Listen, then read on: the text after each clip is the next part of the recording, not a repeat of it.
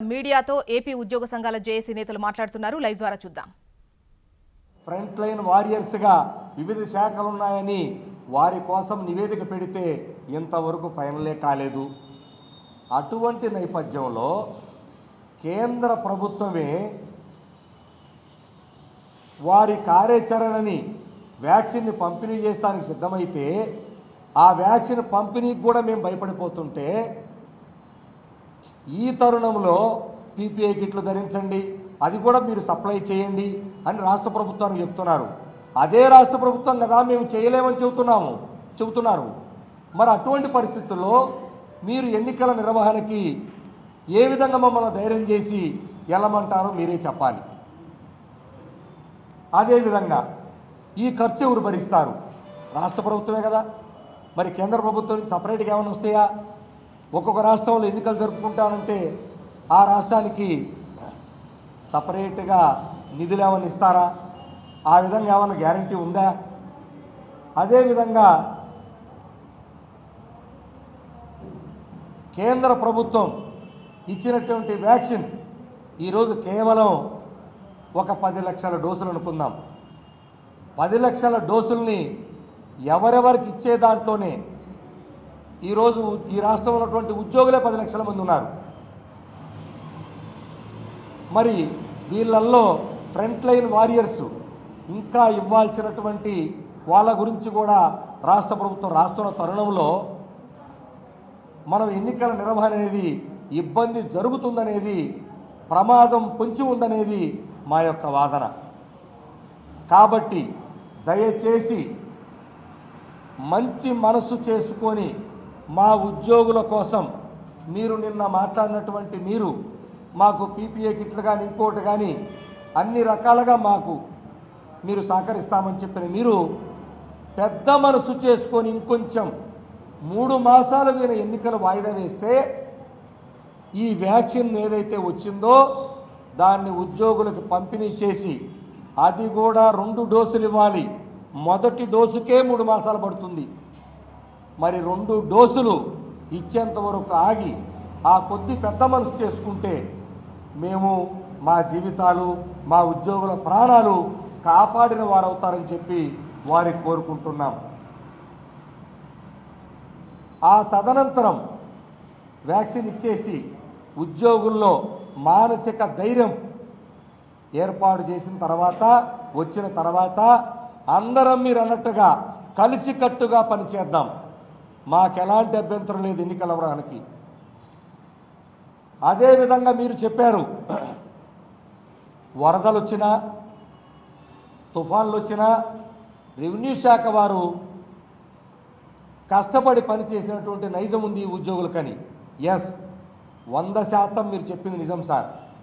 మేము ఎట్లాంటి వరదలు వచ్చినా, ఎలాంటి హుద్దుద్దు లాంటి తుఫాన్లు వచ్చినా ఈ రాష్ట్ర ప్రభుత్వ ఉద్యోగులు కష్టపడి పనిచేసి తిరిగి మరలా యథాస్థితికి తెచ్చినటువంటి ఘనత ఉంది. అదేవిధంగా గతంలో ఎన్నికల కోడ్ను కూడా, అంటే కేంద్ర ఎన్నికల కమిషన్ ఇచ్చిన కోడ్ను కూడా మధ్యలో నిలుపుదల చేసుకొని అసెంబ్లీలు, పార్లమెంట్ ఎన్నికలు జరిపినటువంటి సందర్భము ఉంది. ఈ వరదలకి అటువంటి తుఫాన్లకు అటెండ్ అయ్యాం. అంటే విపత్తులు వస్తే మేము నిలుపుదల చేసి కేంద్ర ఎన్నికల కమిషన్ దాని నిబంధనలు కూడా పక్కన పెట్టే సందర్భం ఉంది. మరి అటువంటిది ఈరోజు ప్రపంచవ్యాప్తంగా, దేశవ్యాప్తంగా, రాష్ట్ర వ్యాప్తంగా గడగడలాడిస్తున్నటువంటి ఈ కరోనా ఇంత పెద్ద విపత్తుని వస్తే కేవలం రాజ్యాంగబద్ధంగా ఎలాంటి ప్రమాదం ఈరోజు రాష్ట్ర ప్రభుత్వానికి లేదు. అటువంటి నేపథ్యంలో ఈ పంచాయతీ ఎన్నికలు అంత అవసరమా అని మేము కోరుతా ఉన్నాం. మా ప్రాణాల కన్నా మించి అవసరమా? ఇంత పెద్ద విపత్తు కన్నా అవసరమా? ఈ విపత్తులో ఉద్యోగులే కాదు, ప్రజలు కూడా వేలాది మంది వాళ్ళ ప్రాణాలు బలిపోయే పరిస్థితి ఉంది.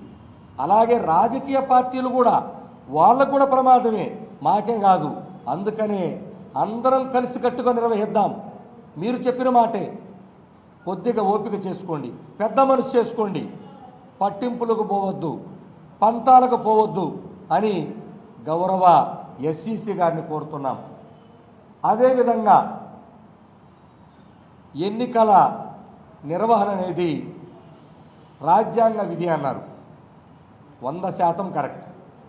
అయితే ఇక్కడ ప్రస్తుత పంచాయతీ ఎన్నికల నిర్వహణ వల్ల ఎక్కడైనా రాజ్యాంగానికి తూట్లు పడేటువంటి ప్రమాదం ఉందా? దానికి కూడా మా యొక్క ఇంత పెద్ద విపత్తుని కాదని ఎన్నికలు నిర్వహించడం ముఖ్యమని భావిస్తే మాకు అభ్యంతరం లేదు. కానీ అలాంటి సంక్షోభం ఏమైనా ఈ రాష్ట్రంలో వచ్చిందా? మీరు చెప్పిన ప్రకారం ఎన్నికలు సకాలం నిర్వహిస్తే నిధులు రావు. మరి ఇదే ఎన్నికల్ని ఈ రాష్ట్ర గౌరవ ముఖ్యమంత్రి గారే స్వయంగా మనం జనవరి ఫిబ్రవరిలోనే నిర్వహించుకుందాం, కరోనా వ్యాప్తి ఎక్కువ లేదు, కేవలం 2-3 కేసులే ఉన్నాయని చెప్తే ఆ రోజు మనం ఎందుకు వాయిదా వేశాం? కరోనా ఉందనే కదా, కరోనా కేసులు బయటపడుతున్నాయనే కదా, మరి నిధులు ఇబ్బంది అవుతాయనే కదా ఆ రోజు చెప్పారు. అటువంటి రాష్ట్ర ప్రభుత్వం కూడా కేంద్ర ప్రభుత్వానికి ఈ యొక్క విపత్తుని, ప్రమాదాన్ని తెలియపరిస్తే నిధులు వచ్చేసినాయి, వస్తున్నాయి, చెప్పుకుంటాం. ఇంత పెద్ద విపత్తుని, ప్రమాదాన్ని ఎదుర్కోవటం ముఖ్యమని ఏ ప్రభుత్వమైనా ఏ కేంద్రమైనా భావిస్తారు తప్ప దీనికి ఎదురెళ్ళిపోయి చచ్చిపోయినా పర్లేదు నిర్వహించమని ఏ ప్రభుత్వాలు చెప్పవు. అందుకనే మేము కోరుతున్నాం, దయచేసి ఈరోజు ఇంకా ప్రమాదకరమైనటువంటి లండన్ స్ట్రెయిన్ లాంటి ప్రమాదకరమైనటువంటి వైరస్ వస్తుందని చెప్పి ఈరోజు ప్రపంచవ్యాప్తంగా అమెరికా, బ్రిటన్ లాంటి దేశాలే తిరిగి లాక్డౌన్ ప్రకటించిన ఈ తరుణంలో చిన్న పంచాయతీ ఎన్నికల్ని దయచేసి పెద్ద మనసుతో మీరు మరికొంతకాలం వాయిదా వేయాలని కోరుతున్నాను. అదేవిధంగా రాజకీయ పార్టీలన్నీ ఒప్పుకున్నాయి కాబట్టి చేయాలంటున్నారు.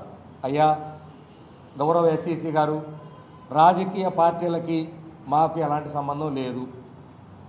రాజకీయ పార్టీలు అందరూ ఒప్పుకున్నారా లేదా అనేది అది మీకే వదిలేస్తున్నాం, మాకు సంబంధం లేని అంశం.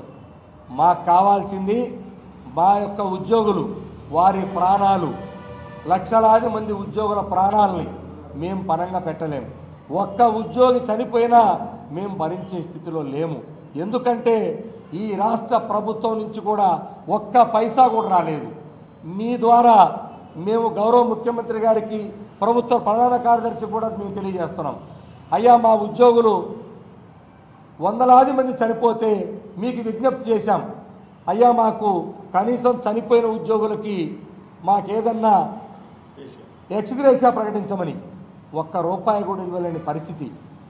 కారణం ప్రజలు అల్లాడిపోతున్నారు, డబ్బు లేదని ప్రజలకి రకరకాలుగా ఈ 10 మాసాల్లో భారతదేశంలో ఏ రాష్ట్ర ప్రభుత్వం చేయనట్టుగా అనేక రకాల ఏ స్కీములు పెట్టారో పేరు మాది లేదు.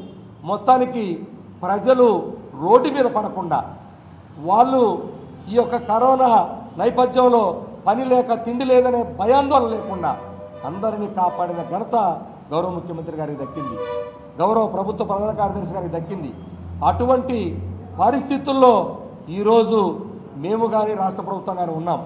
దయచేసి మీరు పంతానికి పోకుండా ఈ యొక్క వ్యాక్సినేషన్ ఏదైతే వస్తుందో ఆ కార్యాచరణ కూడా పూర్తిగా ఈ పరిస్థితుల్లో